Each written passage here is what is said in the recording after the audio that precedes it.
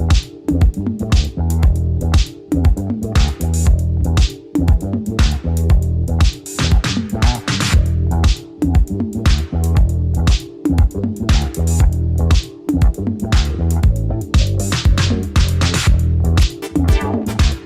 there, what's happening?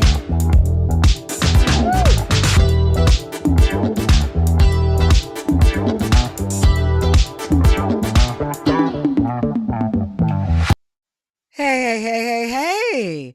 Hi, everyone. Happy Wednesday to you. Hello there, you, the tube. Hello there, Facebook.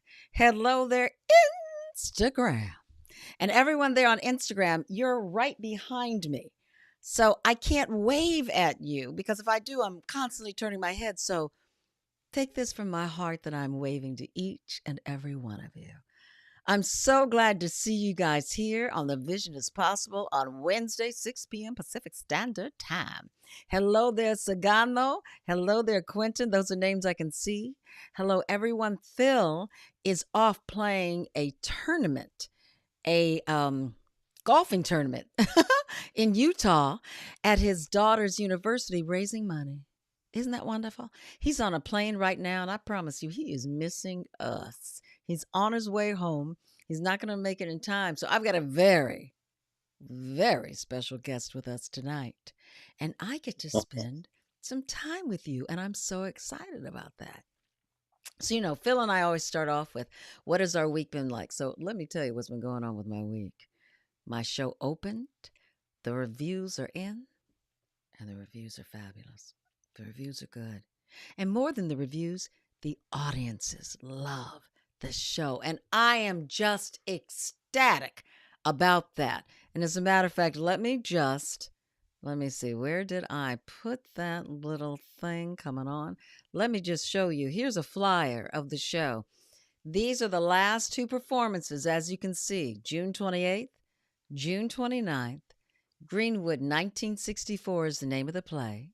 It's at the Greenway Court Theater, which is just a beautiful theater right here in Los Angeles, California, on Fairfax Avenue between Beverly and Melrose. And right here, as you can see, there is the greenwaycourttheater.org. Go there, look for tickets, come on down, see it, see me. You're going to love the show.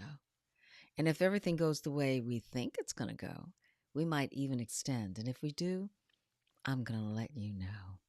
So that's been my week. My week has been just full of seeing a full audience, getting people into the show and loving it. And and as you know, I don't know how many of you know this. So I've directed theater for years, and then I took 10, 12 years away from it to learn how to direct television. And that's when I got a gig on a new sitcom called Blackish as your dialogue coach. I went from director to dialogue coach because I had to learn how to use that camera to tell a story. And then they were wonderful in giving me a shot in their 8th season. I got nominated for a couple of awards on the episode. It was wonderful. COVID hit, the strike hit, and they weren't banging down my door like I thought they would be. Well, if you know anything about me, I am not going to sit down and wait for anyone to tell me to be creative or to be who I am, right? Because I've got to continue to make my vision possible. And that's when I said one day, well, I love the Greenway Court. I'd like to work there. And I want to get back to some theater. I love theater. It's my first love. 10 days later, y'all, I got an email. From someone I didn't know. It says, Iona, I'm the artistic director of the Greenway Court Theater. I have a play, and your name has been given to me as a possible director. Voila. And that's how I'm here as the director of Greenwood 1964. So, as Phil and I always say, you guys, we didn't just name the show. The Vision is Possible, just kind of out of the ethers. It's kind of also about sharing with our dad's show, The Mission Impossible. So we would talk about what was possible, but we are also living the vision is possible in our own lives. And that's what we love to share with you.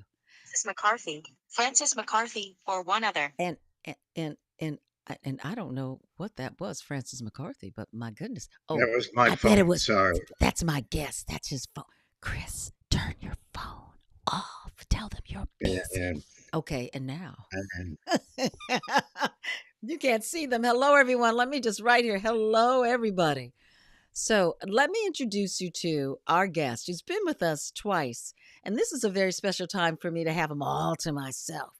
Chris Barrett, who is Phil's manager, who has been many people's managers and agents, including my agent way back in the day. Nah, I'm not going to brag on him. Let me just share this with you so you can see who Chris is.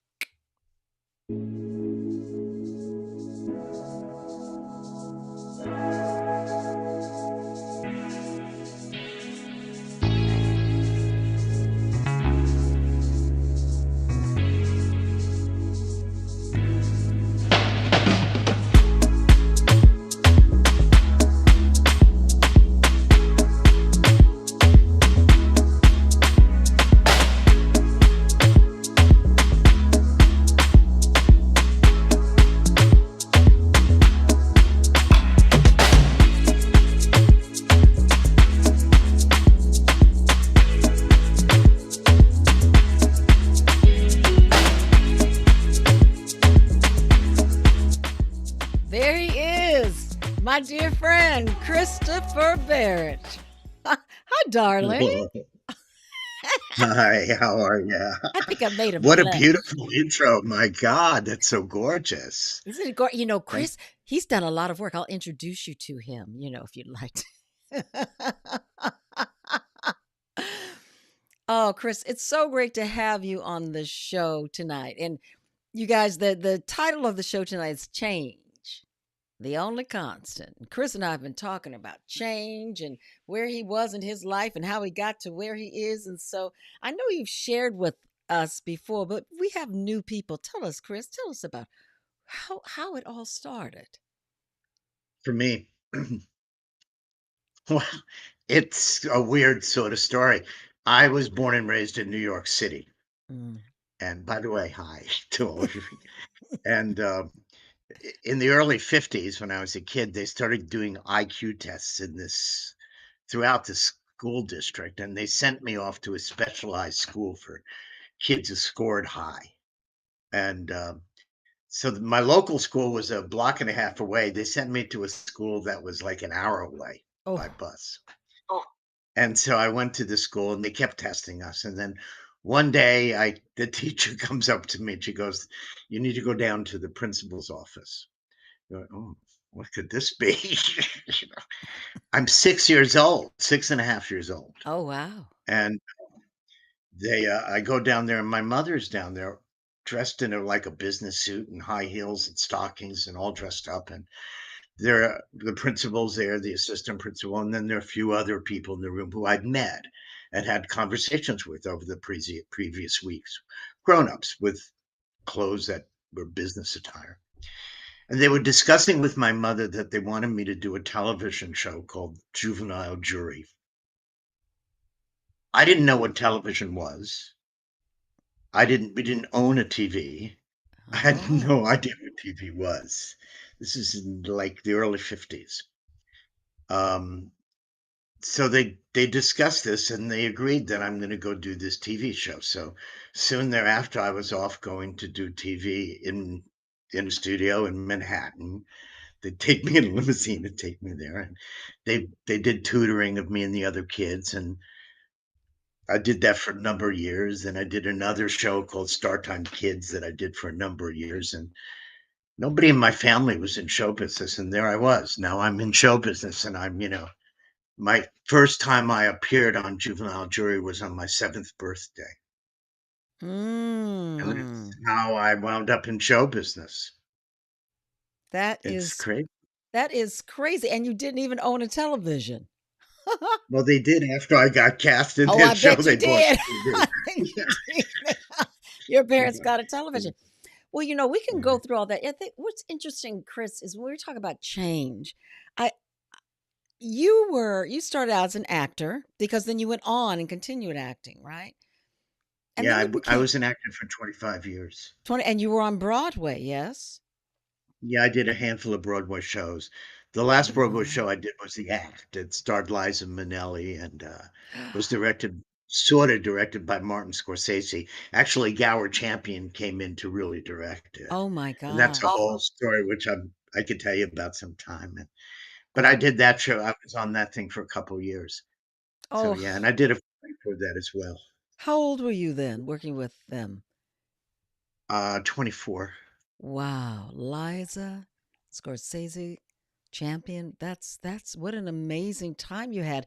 And then you became an agent. Why? Why? Because it sounds like your acting career is you're being successful. How did you end up becoming an agent? Well, it's I had a successful acting career. It Right. wasn't about that. And between jobs, I was happy to be if I didn't have an acting job, I tended bar. So I had ample resources. I wasn't like brilliantly flush, but I could pay my bills. And the last audition I did was for the TV show MASH. And I went in and I did this audition and I did my piece. They said thank you. And as I left, they said, "Oh, Chris, could you come back and read another part?" So I studied a little bit and read another part. And then I left. And as I'm walking, now I'm out on the asphalt outside, where they used to have those auditions in a motorhome for that show on the Fox studio lot. They came out and said, "No, come back and read another part." So I read 3 parts, called my agent afterwards, told her what happened, and she said, "Oh my god, they must have loved you. You're gonna get an offer." And I said, "No, I'm not. They're gonna call you up Mm. and say, 'We love him. He's so this, he's so that.'" But he falls between the cracks on all these parts, which is exactly what happened. Ah. So I ceased wanting to allow my life to be ruled by others so that they could decide that I'm in a crack. I decided Mm. I was gonna step out of the crack and do it myself. I didn't quite know how I was planning to do it myself, so I called my then agent, the Michael Bloom Agency, Oh, I and I remember said, them. I'm quitting."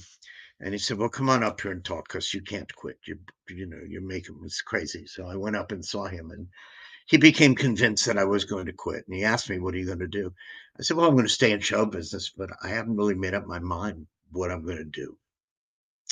And he said, "Well, why don't you become an assistant here in this office?" So he said, "I'll pay you $225 a week, and you could start tomorrow." 225. Even then, that was not a lot of money. And I said, "Oh, okay." So I wasn't an assistant, I was the assistant for Mm. a handful of agents, 5, 6 agents. And I was 6 weeks after being an assistant, he made me an agent. There's a story attached to that. And then soon thereafter, the woman who ran his office, Mary Orrick, said that she and Betty McCart, who had a different agency, wanted me to come in with them, and they wanted to create a new agency with all of us as equal partners. So I said yes. And I went off and we opened that agency July 6, 1982. And that's how I became an agent. Wow. I want to go back to what you said about not fitting in the cracks, not allowing anyone else to tell you that you're valuable. I always would call it that I'm not going to let anyone tell me whether I can use my talent or not. And so I've always gone and wrote a one woman show years ago when it didn't look like when I had just a little bit of a crack of not auditioning. I've been so used to auditioning. I said, let me create my own. And that's so much where people get stuck and they're in positions where people tell them how to be valuable. And you move past that. Did you ever have any fear about doing that? What was your thought process? Wasn't afraid. I It never occurred to me that I could fail. I didn't fear failure. To me, failure was simply a learning experience, and if I made a mistake, I'd learn from it. and I didn't buy into the concept of that I could fail. Um, the other thing is, if you're an actor, I think you have to accept to a certain degree that your schedule and your time is going to be subject to others in many, many ways. Mm. Even if you're a big star, they're going to Mhm. tell you where you're going to work, when you're going to come, if you've accepted the gig, where you're going to work, what you're going to get paid, what time is your call, what clothes you're going to wear. This is the hair you're going to wear. You have to accept that, and you have to accept it with grace, even with pleasure. And I Yes. know actors who absolutely love that, who love not being concerned about making those decisions, that show up, do their thing, and they're delighted and do well with it. I could not bear it. To me, it was agony. So I decided that I would change, and change I did. And I was excited to change. In my Ah, life, I have witnessed. Have you ever seen the movie Little Big Man starring Dustin Hoffman? you know what? I never watched it all the way through, but I know the film you're speaking of. What's cool about that film is there's this old man who tells the story of his life through the Old West. And I'm an old man now. I'm gonna be 76 in 4 days. Ooh, you're looking pretty So it good there, makes kiddo. Happy I birthday. guess. But it makes me think about all the change and all the changes that I've Mm, had the opportunity to witness in people, in business, in career, in my own careers, in technology, mhm, in racial relationships, in it all. And mhm. it's exciting to me to witness these things, and it's always been exciting. So the idea that I was going to leave acting behind me, leave behind me people who were going to tell me when I'm allowed to work, and move into a period of time where I'm telling myself I'm going to work, it seemed glorious to me. Mm, I'm mm, so happy to do it. And being someone who spends their life trying to help artists achieve their artistic goals and mm. dreams, I found that to be enormously interesting, and really something that made sense to me. I mean, there's a logic to it. It's pretty hard to be an actor and say, "You really ought to see me. I'm great. I'm the best actor in the world. I'm a new face." But someone like me saying that creates an audience. There's an audience for what I, as an agent, had to say.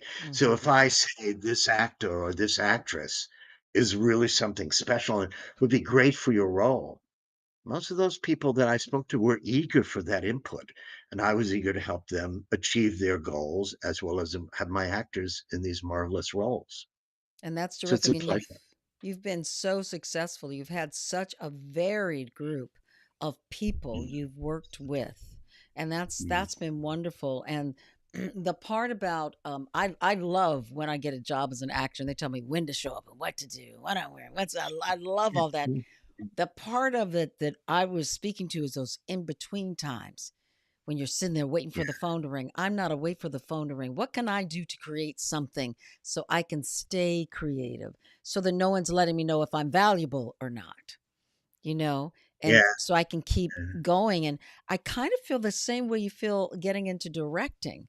I love watching actors work and helping them chisel away at that character and understanding it more and looking at the whole picture of something. It just excites the Mhm. hell out of me to do I that. think you found the correct thing for you.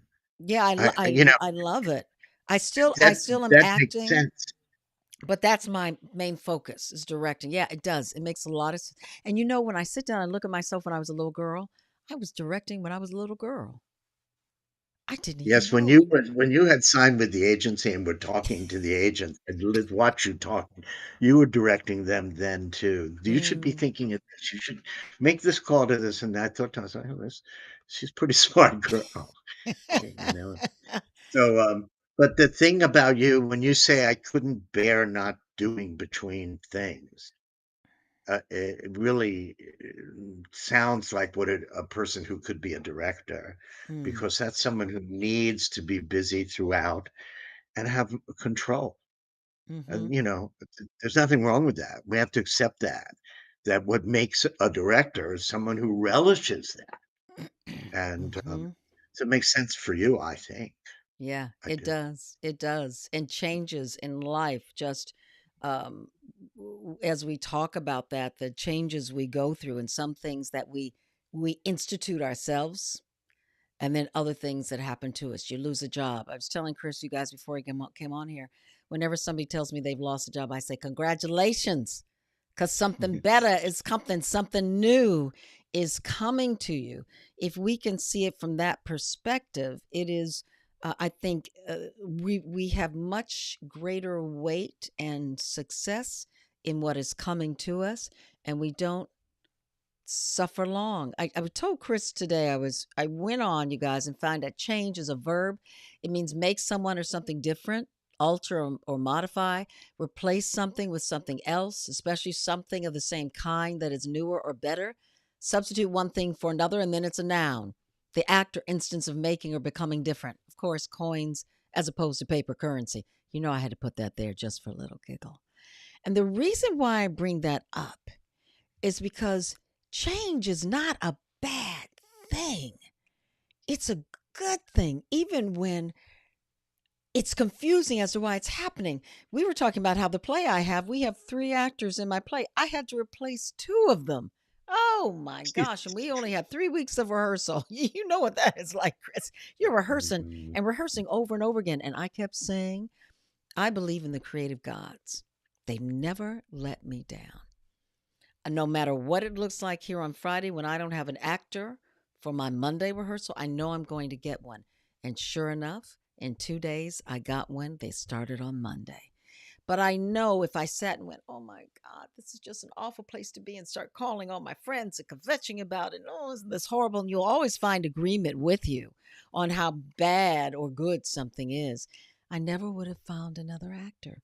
We wouldn't have You great would have wasted a reviews. lot of time dealing with the Yes. nerves as opposed to the issue. Yes. Yeah. It Yeah. it but that's because you have embraced change. Mhm. But, we've said this before we all got on together, it's change is like breathing. Yeah. It's constant and consistent. And who was that who said that earlier? Change. Oh, and Quentin comes in with change can be a good thing. Yes, it can, Quentin.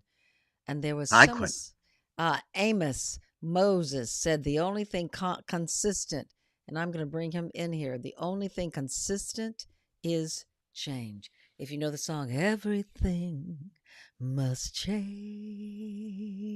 change, nothing stays the same at yeah, all. That is true. Um, and Chris, we were talking, we're bouncing all around here. We were talking about change. And you also mentioned, because you've worked with a lot of Black actors as yeah, well in the yeah, industry. And what yeah. are you finding for Black actors now in this industry of Well, change it's and their own it's from confusion? my point of view, it's been remarkable.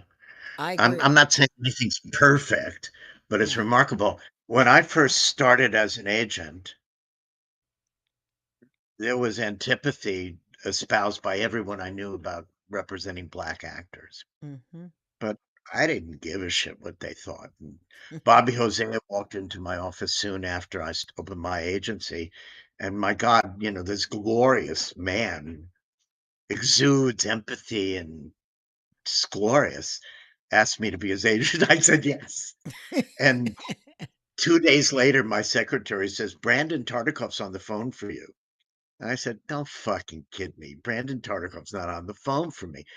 You understand, I've been now in the agency business 3 days. Wait, tell them who Brandon Tartikoff is or Brandon was. Tartikoff was the genius of our industry, and he Mm-hmm. ran NBC for many, many years.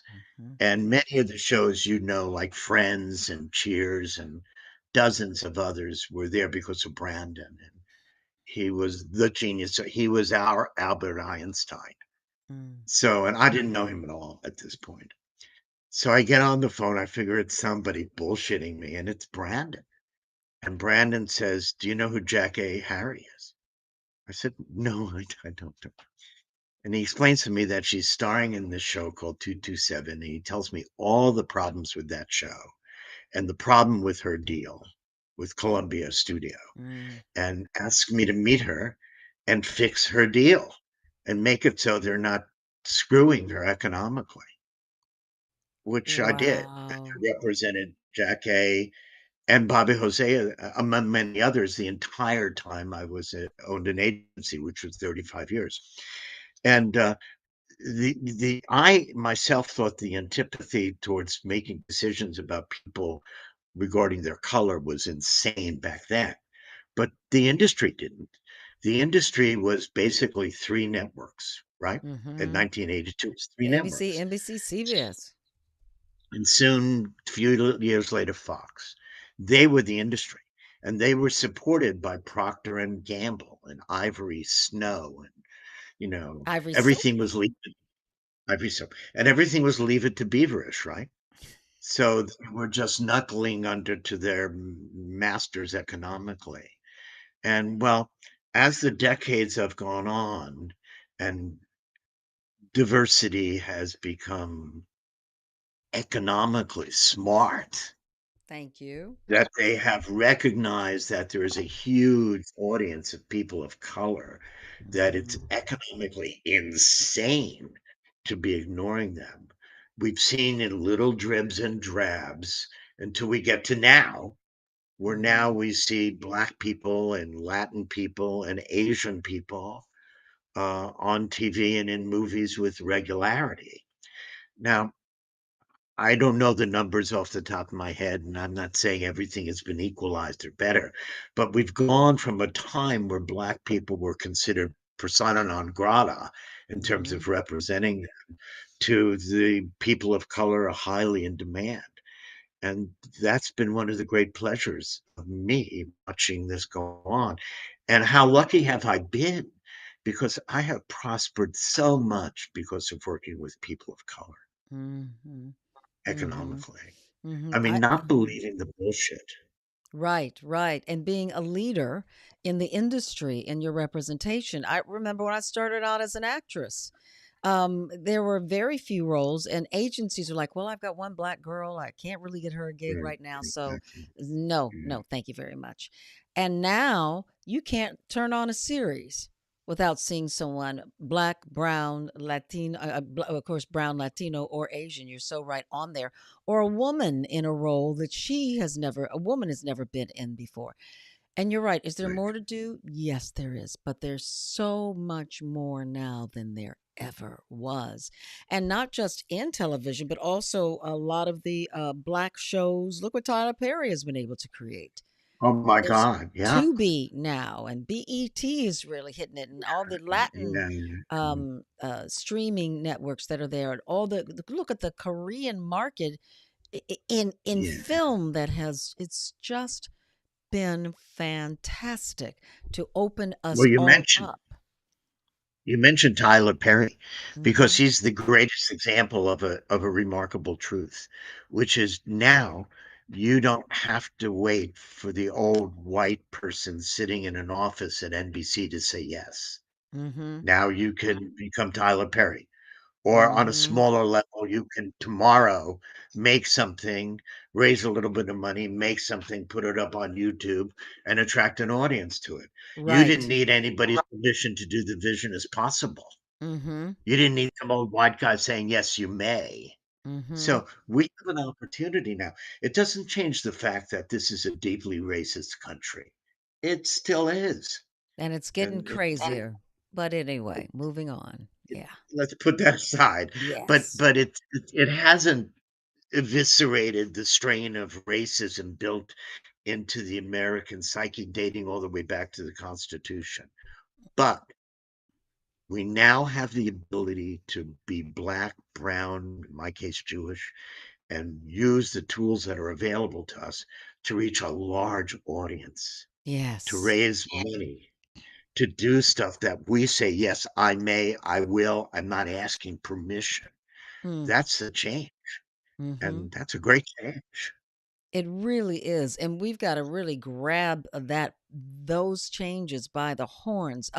Chris, Annette Sarnicola, who is a wonderful listener of ours who participates, she has a question for you. Do you have a book out, or would you consider writing one about your career? Please, I please, don't have please. I don't have a book out, and I I have lately been considering the idea of writing about my career. I've lately, but I haven't gone anything beyond thinking about it. It's hard for me to write about myself, it seems so self-serving. You better sit It's down an and age write. I don't even want to hear that. But you know what's great about it is how it. I love that she asked that question because the people you inspire from where you've come from to what you've done and all the people you've worked with, what you have noticed in the career, that there's such history in that big brain of yours of there's a what you lot of have, history. yeah, of what you have seen and where we can go from here, how you can speak to it. I mean, talking to you, Chris, I know you were one of the first people who said, don't be afraid of AI. We've got to make friends with AI, Don't be afraid. Yeah, right? utilize it, use Right. it.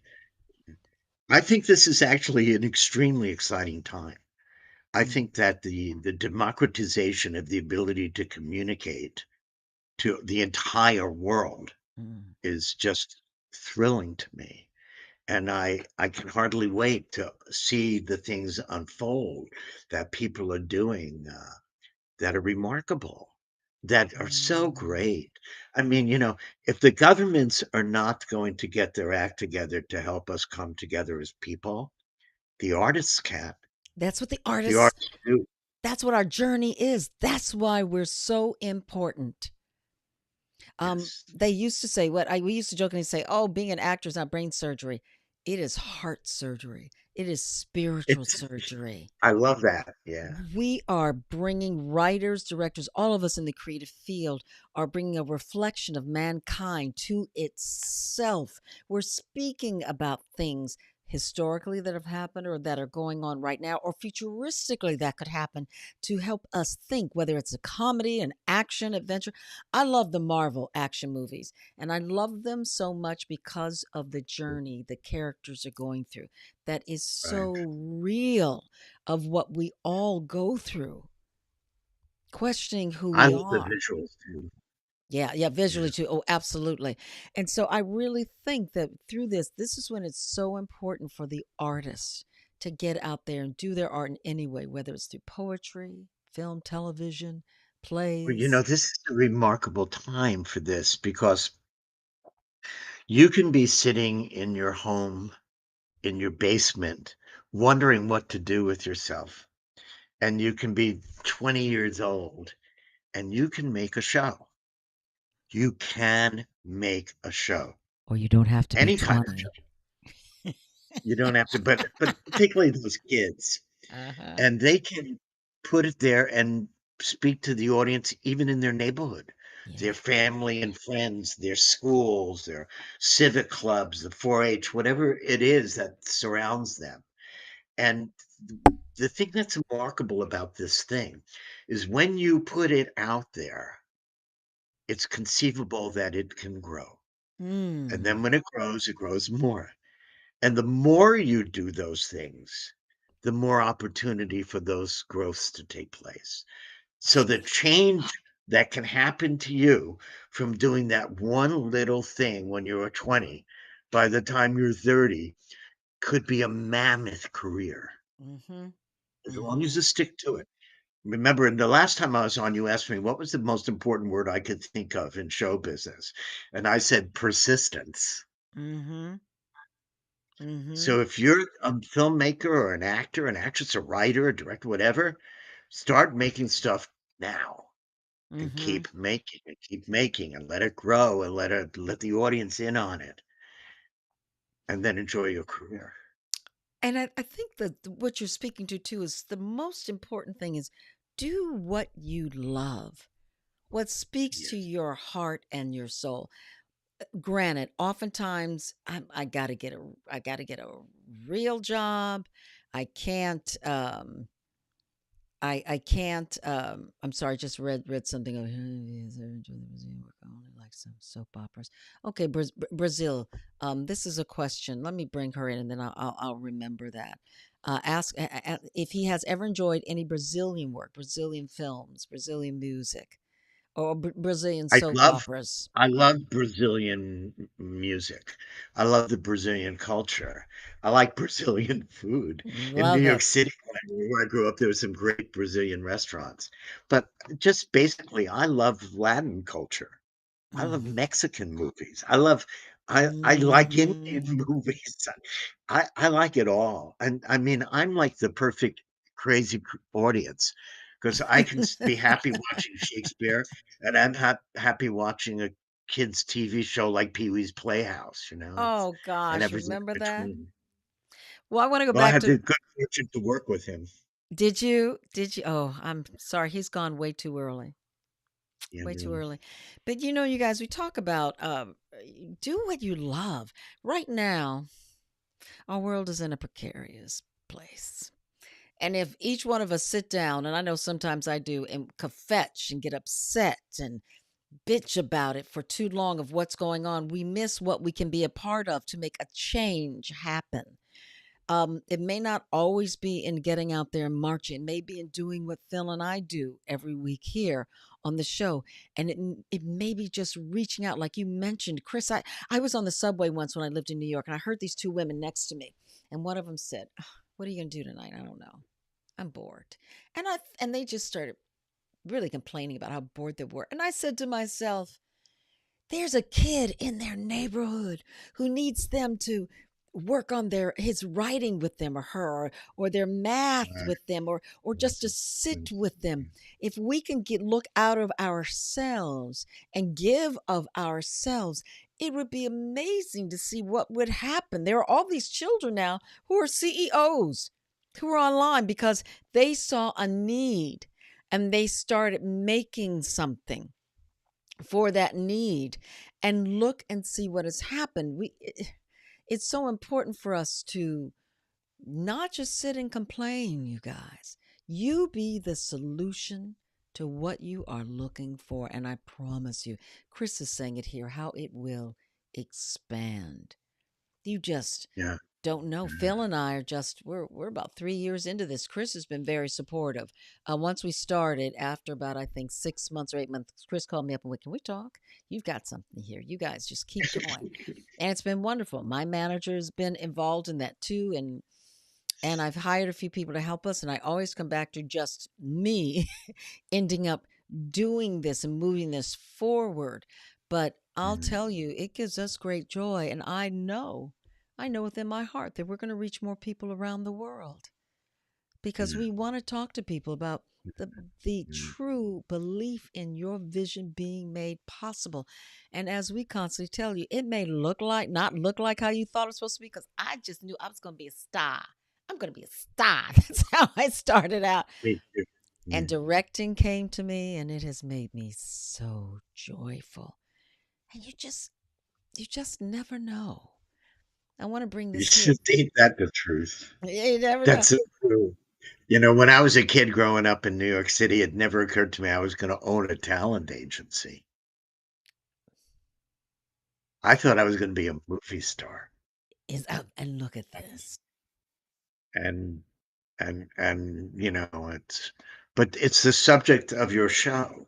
Yeah. It's the embracing of change, it's the relishing of it, and Mm, it's having the courage to explore it. I think the word courage matters because I think yes.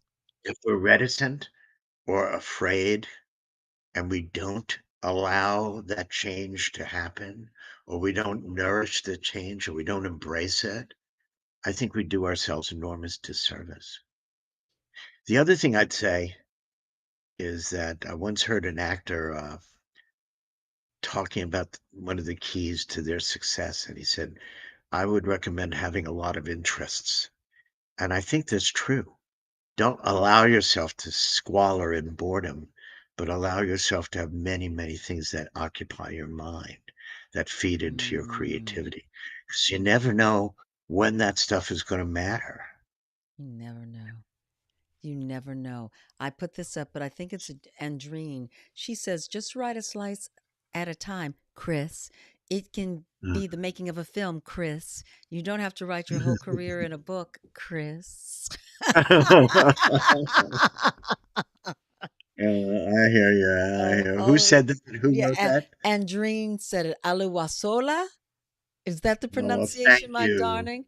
It's that's Thank you for that. such, and I want you to hear that. Thank you, because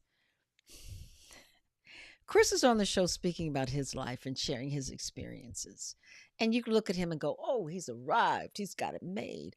But look at what Andreen just shared with him. And he's saying thank you because he got the inspiration from it.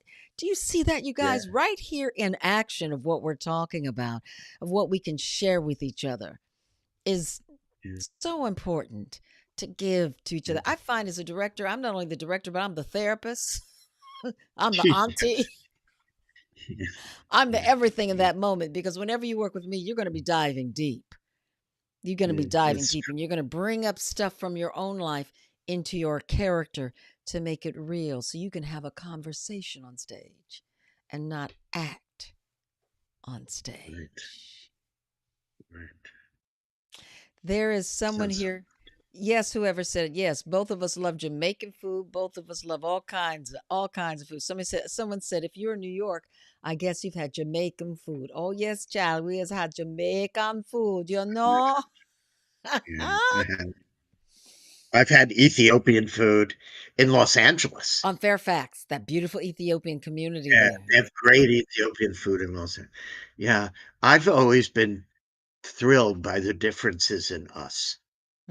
It's Hmm. like, when I was a kid, I heard someone say that, what is it, that God loves infinite variety? I think Hmm. that, Hmm. and, I think, variety is just absolutely excellent. Look at all the difference in colors of plants and birds Yeah. and the difference in I mean, it's the exploration of all these differences to me is the thrilling part of life. And hearing about one of the things I love about the theater Hmm. is we're able to be the audience and watch an experience of people you don't have a lot of understanding of and come out with a greater understanding, Hmm. you know, like the piano lesson. Mhm. I love that play. I did that play, and it was so It's wonderful great, to, great yeah, playing. to hear, oh, August Wilson, to hear so many people who said, I've not lived that experience, but I can understand you because I can relate. Because in reality, it doesn't matter what culture we come from, what color we are, what sex we are, so forth and so on. We all have such similar experiences of what we want in life. And to be able to recognize that just widens our sphere of community so very, very much. I think it's really important now. I think Yes. now, it's like when Kennedy said we all have the same desires. We want to have clean air and security and shelter, and we want our children to grow up healthy and successful. All Mm-hmm. of us do. And in a society that seems eager to separate us, remembering that we're so much alike, Mm. so important. It's The other so thing to remember, I important. think, is that we all came out of Africa. We all came out of Africa. Every one of us. Tell the truth. Every one of us was black Tell at the one truth. time. We came from one black woman. That's who Yeah, we came some from. of That us is the got lucky and generation. we got to be Jewish.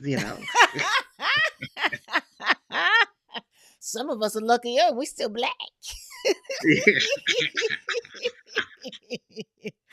That is the one thing in our country right now.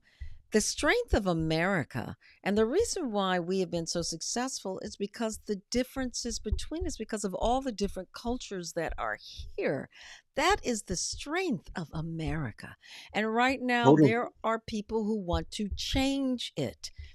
Well, yes, Mhm. they are more powerful than me, you and I for sure, but what we can do is we can widen our community and go out and venture out to meet people who don't look like you. Eat foods you're not used to eating. And you ain't got to like everything, but you can find community with people. There's a wonderful film. Oh my gosh, you guys, I'll know it next week. Maybe you know it, Chris, but it was with Taraji P. Henson and another actor, and she's playing. It's a true story. She is a black woman in this southern town who's fighting for their rights. Oh, yeah, race him against the with the sheriff who's a racist. Right, right, right. He's a Ku Klux Klan member, and they Yeah, yeah, hate each other. And they you hate each guys, other. they Yeah, end up becoming best friends in yeah, real yeah. life. And watching this film is fantastic. Matter of fact, I'm gonna open up my computer here. If K9 is here, he'll find it for me. I saw him earlier, Yeah, but it's a I'm really gonna. good film.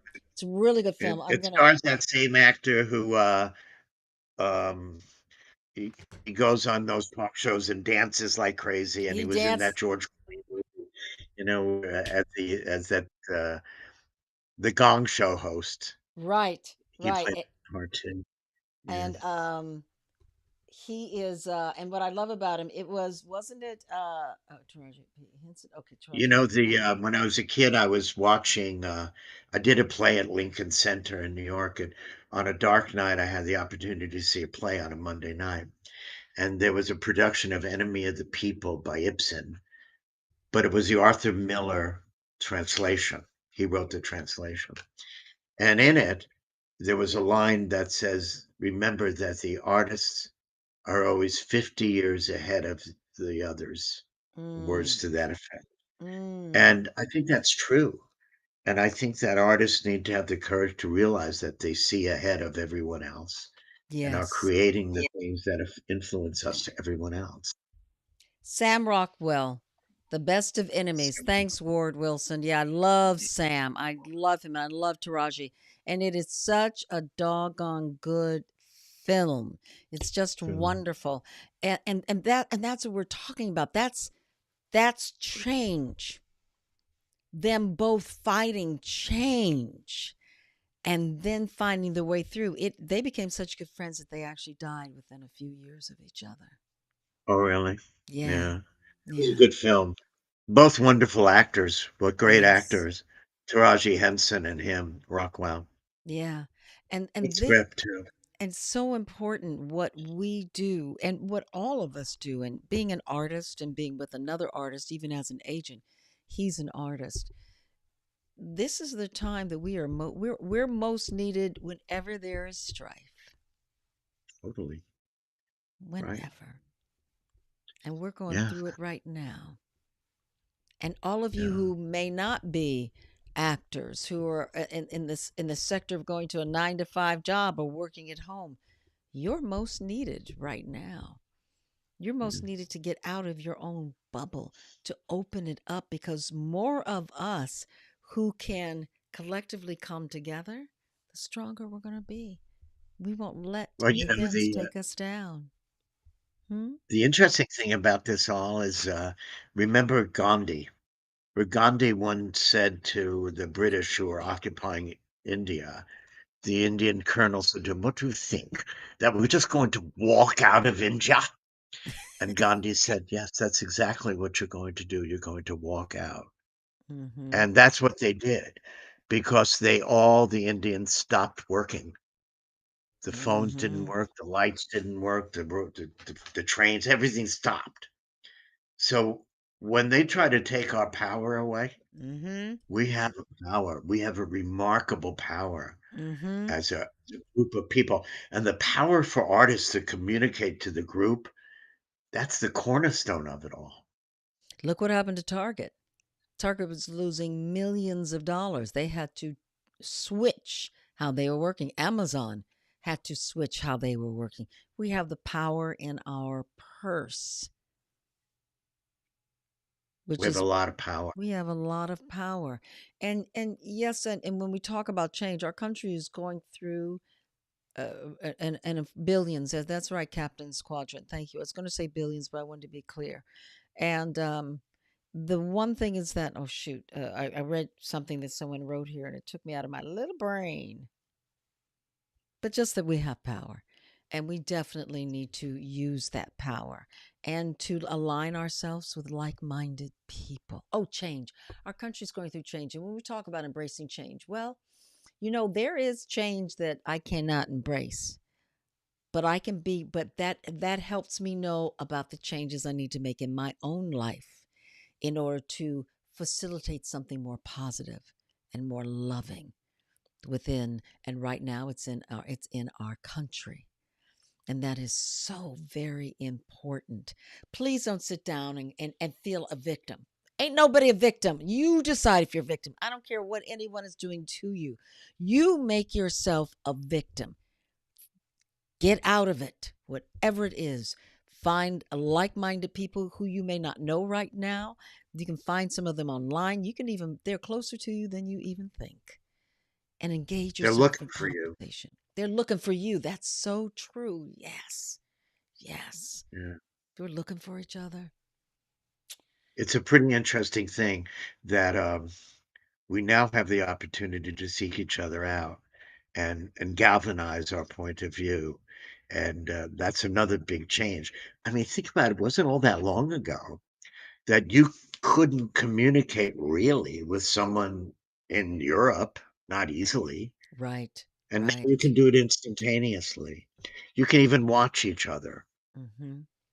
Mm-hmm. So I to me, we've had so many excellent changes, really.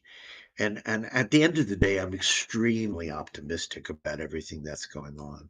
I don't think the powers of ugliness will out in the end. I don't. I think the powers of thinking empathetic, decent people of all races and colors and religions, and I think those people will be galvanized, and I think that those will be the people who set the future. I So, think and so I think too. arts will lead us. I mean, think about it. George Clooney said 4 weeks before that Biden probably shouldn't run for president, and he didn't 4 weeks later. That artist affected the discourse, Mm-hmm. the Mm-hmm. power of the artist. It's crazy big. It really is. And we have platforms we can use in the right way. Yeah. And we can resist ugly change too. We don't have to do it just because they say we have to. We can say, no thanks. We have free will. We're That's not doing right. that. That's right. That's right. We can. And right now with the way things are going, there are going to be a lot of people who are going to be hurt, and it's heartbreaking to see. But if we stick together, all of us don't have to go down like that. All of us do not have to. And that's No. very, very important. Don't You can have a pity party for just a little while and then get up and get over it. Yeah. Yeah. Oh, Chris, I am so happy to have you here. You have just been a delight. Oh, you saying that. So what we always do is we want to leave our audience with some words of wisdom, some words of love. So I pass it on to you, my dear sir. I would say believe in yourself. I would say relish change, nourish it, seek it out, utilize it. And I guess the most important word I would come up with today is empathy. I think Mm. without empathy, there can be no creation because there's really nothing to say to anybody. So nourish your empathy. How's that? Oh, I love that. You're so wonderful, my darling. Before you go, Chris, I want to just I love this little song. Oh, is that all there is to it? I guess it is. Let me see. Wait a minute. There we go. It's where you find Phil. The Phil Morris. Look at that happy devil. We miss you, honey. Here's where you can find me. I own a lot of Nice gold. You mix. get it? And Chris, 35-year veteran in the entertainment industry, started his career as a performer. 7 years, after 7 years as an agent, started his own agency. worked from theater and TV production to digital media and film, success, family, and joy, love, and happiness, you all. Bye-bye, Chris, everybody. Chris, so happy to have you. Have a lovely meal. I'll see you soon, my darling. Ciao. Great you to guys be with stay. you. Thank you. Glad to have Bye. you. Bye, Chris. What is that? Look at that. Look at that wonderful man. Don't we have some great guests? Yes, we do. Wonderful guests. Just coming in and dropping a little bit of love, light. So this is just what I want to say.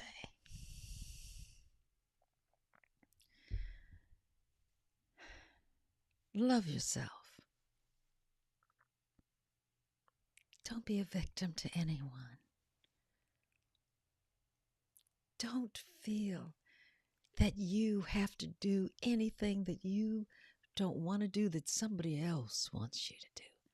Sit down and find what makes you happy. It may not be what you think. So sit down and talk to you. Look in the mirror and talk to you. Know you. And then, baby, go out there and share you with the world. Because you are what the world needs. Whatever it is you think you're lacking in your life, I promise you, you are who you are waiting for. You is who can provide that for you. So stay in this space. And this is not about, oh, it's just about me. It's just, no. I'm trying to tell you that you are magical. And the world wants everything. You got to give it. So give your love. Give your heart. Understand who you are. Be patient with others. Be forgiving of yourself and everyone else around you. And stay joyful. Please do that, because I need you. The world needs you. Your mama, your daddy, your friends, they all need you more than you know. If you ever doubt, don't ask anybody else. Just sit down, be quiet for a moment, and connect with who you are inside. And you'll find your value. I love you guys so much. I'm so glad to have you here. Phil will hopefully be back with us next week. The Vision is Possible sends you love to Facebook, to YouTube, to Insta, the Gram. Have a great week, you guys. See you next week. Ciao.